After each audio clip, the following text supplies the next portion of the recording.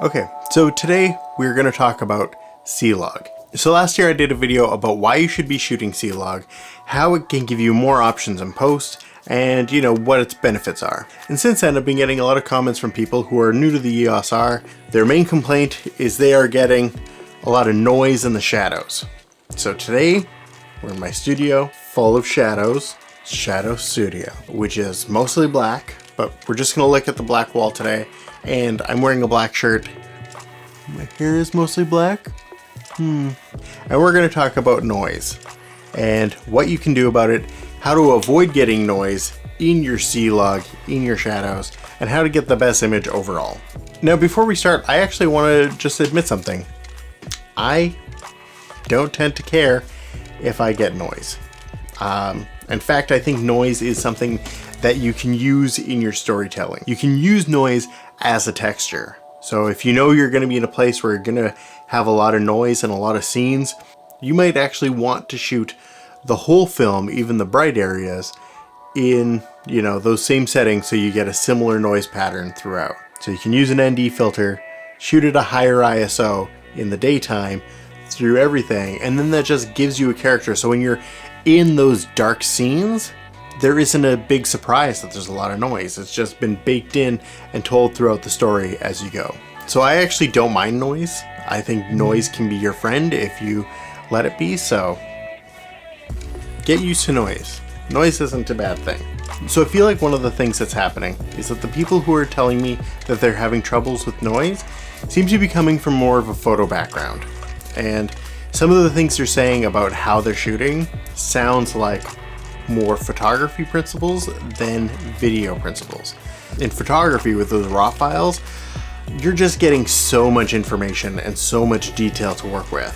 So you can shoot on a lower ISO, and then if you need to bring up your shadows, you can do that. But in video, you really can't. You don't have the range, especially when you're shooting in 8-bit. So today, we're going to talk about noise and how you can think about video different from photography and how you can get the most out of it and avoid noise when you're shooting. So in DSLR mirrorless cameras, those are meant for photos. So the information you're getting in your photos are going to be really high, but the information you're getting in your video clips, isn't that great. It definitely leaves something to be desired. I think that's going to be shifting over the next few years with more cameras starting to do RAW and 10-bit. We're going to see a lot more color information, a lot more detail information, and that's going to be great. But for now, we're dealing with 8-bit, and log in 8-bit just doesn't have the same detail as, say, 16-bit raw photo file. So just to go back over how log works, log, essentially what that does is it's trying to give you the most dynamic range in your image. So it's bringing up the shadows and it's bringing down the highlights. And what that does is it keeps the highlights from being overblown and it keeps the shadows from clipping. So that way when you're grading later and making more contrast, you actually have more detail in those areas. So when you're getting your exposure, the thing you need to remember is that your highlights are going to come back up and your shadows are going to come back down. And this is a critical thing to remember for exposing, is because your shadows need to come back down, which means that you can't expose low and bring them up. You are actually trying to get more detail into those shadows so that when you crush it, you're actually hiding the noise that's there. So when you're creating a log image in C-Log or S-Log or anything else, the shadows are being raised. And when they get raised, they're showing a lot of noise that you wouldn't otherwise see. So it's important to remember that when you're grading in post, that has to all come back down so the noise doesn't get seen. So the noise is always there, even in a nicer, cleaner image, but we don't see it because it's hidden in the shadows. And that right there is the key to remember when you're grading C-Log, S-Log, any kind of log footage. Now, because we're using C-Log to bring our shadows up and get more detail into those shadows, we have to remember that we're going to be bringing those down. So exposing is really key, because if you underexpose, you are going to get noise in your footage. Whereas the more you expose, the more room you have to actually bring it down. Now, exposure is critical when you're using 8-bit or 10-bit files because you don't actually have a lot of room to work with in post on them. So you need to get them as kind of perfect as possible. Now there is a little bit of room to wiggle, but understanding C-Log and understanding how noise works will kind of give you a sense of how you should be exposing. Now for exposure, I recommend shooting at either perfect exposure to one stop over. And now when I say that, what I mean is if you're in a studio situation like this, where you can set everything perfectly, you can dial in the amount of light you have and, set it all up the way you want, go for perfect exposure. Absolutely. Now, if you're out in the field and you don't have the options to dial in every piece of light around you, because one of those lights is the sun and that's a crazy beast that you can't control, there are two things that I look for exposing. I like to make sure that my subject is at least well exposed, because my subject is key and that is the critical thing that I'm shooting and need to look good. And two, as long as my subject doesn't get underexposed, I like to keep my skies from blowing out. Those are the two things that I look for. That's it. So if I can balance those two things, perfect. If the background puts my subject at risk of being underexposed, I'll let the background blow out. I don't mind as long as it's framed and the composition is good, it can usually work. So another thing I hear is I'm shooting at ISO 400, but for some reason I'm still getting noise.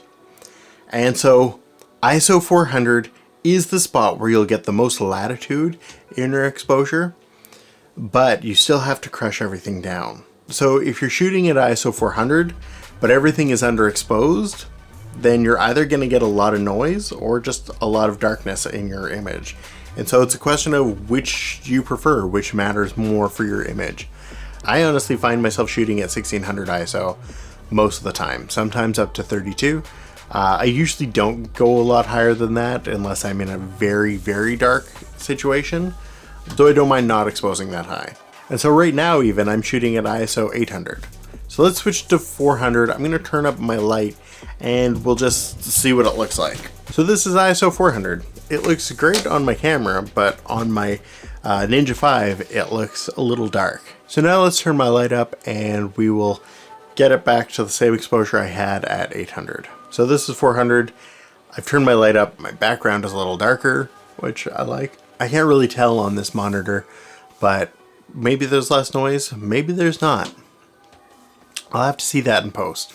Now, if you are going to be using your ISO for exposure, I know with Canon cameras, this is something that's been going on since at least the 5D Mark II, the 5D Mark III. I think it might actually be an engineering feature of ISO settings within digital sensors, and that is you have to do it by one-stop increments. But for the EOS R, it seems to be you want to be within multiples of 200, so 200, 400, 800, 1600, 3200, because those ISOs have the cleanest gain signal. And everything in between those steps has an artificial gain added to it, and that just introduces more noise. I think ISO 1250 has more noise than 1600. ISO 2500 has more noise than 3200, and so on and so forth. So if you can stick to things like 400, 800, 1600, 3200, 6400, those are ISOs where you will see the least amount of noise.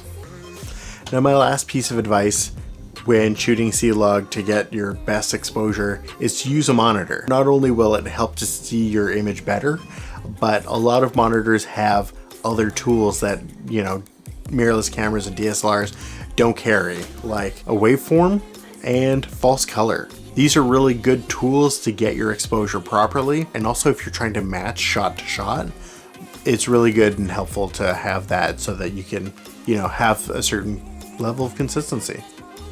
So those are my main tips for what you should consider when you're shooting C-Log. So just to recap, now first of all, remember exposure is key, so you want to make sure your subject is exposed properly or up to a one stop over. Next, you want to make sure your shadows have a lot of detail in them. That's what you're exposing for. And so having that exposure done properly is important.